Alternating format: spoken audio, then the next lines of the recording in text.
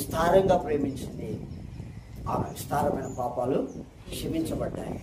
నీ పాపాలు కూడా క్షమించబడాలి అని అంటే నీవు కొట్లు కట్టబడాలి, పట్టజాల దీవెనను సంపాదించుకోవాలి అని అంటే ఆకాశపు వాక్యాలు విప్పబడి పట్టజాల దీవెన నీ కుటుంబంలో కురవాలి అని అంటే ఇలా నువ్వు విస్తారంగా దేవుని ప్రేమించాలి, నువ్వు విస్తారంగా దేవునికి ఇవ్వాలి. ఒకటి చాలా జాగ్రత్తగా గమనించండి. ఒకటి, మీ తండ్రి కనికరం కలిగిన వాడు కనుక మీరును కనికరం కలిగి ఉండండి. రెండు, మీరు తీర్పు తీర్చమాకండి, మీకు కూడా తీర్పు తీర్చబడదు. మూడు, మీరు ఎవరి మీద నేరం మోపమాకండి, మీ మీద కూడా నేరము మోపబడదు.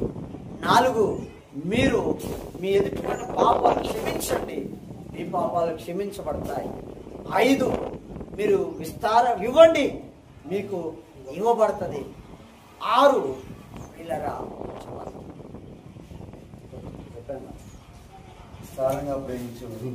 విస్తారంగా ప్రేమించండి, మీరు విస్తారంగా ప్రేమించబడతారు, విస్తారమైన పాపాలు క్షమించబడతాయి.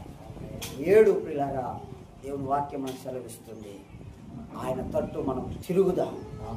చదవండి మలాకి గ్రంథం 3వ అధ్యాయం, మలాకి 3 ఎంత వచ్చిన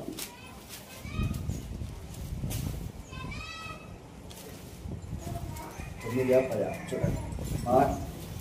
మీ పితరుల నాటి నుండి మీరు నా తట్టు తిరిగిన ఎడల నేను మీ తట్టు, మీరు నా తట్టు తిరిగిన ఎడల